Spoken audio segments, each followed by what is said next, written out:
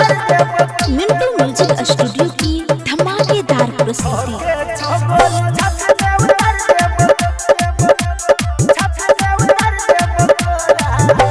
हम शिकार खाली शेर के तोरा जका भेड़ के मारे छिए घेर के सुनले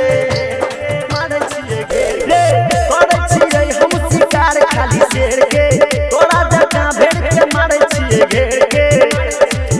तेरे जिला में चले हमरे शासन पर शासन करे छै निहोरा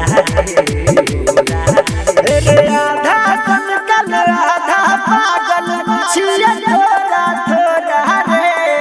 छौके छौगोल छत में उतर दे बतोरा रे आधा सन कल आधा पागल छिए थोड़ा थोड़ा रे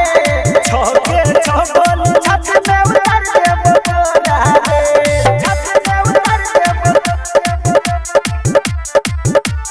छौके छौगोल छत में उतर दे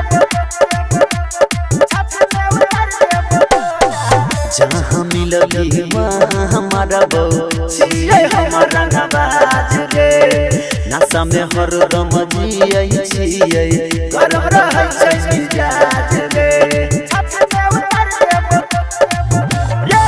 जहाँ मिलली वहाँ हमारा बहू छिए हमारा नवाज रे नशा में हरदम जियै छिए गरम रहै छै मिजाज रे छिए रंगदार हम अपन जिला के बदमाशी करे छिए छौरा रे आधा सन कल आधा पागल छिए थोड़ा थोड़ा रे छौके छौगोल छत में उतर दे बतोरा रे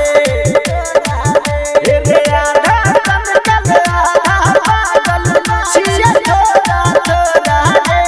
छौके छौगोल छत में उतर दे बतोरा छत में उतर दे छौके छौगोल छत में उतर दे छत में उतर दे छोटी उम्र में के लिए हमें कितना बड़ कांड रे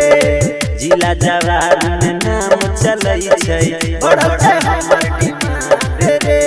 छत में उतर दे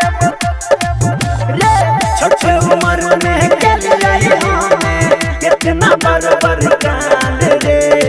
जिला जवार में नाम चलै छै बढ़ै छै हमर डिमांड रे कृष्ण बेदर्दी विभीषण शशि के सीना रहै छै हरदम चौड़ा रे आधा सन कल आधा पागल छिए थोड़ा थोड़ा रे छौके छौगोल छत में उतर दे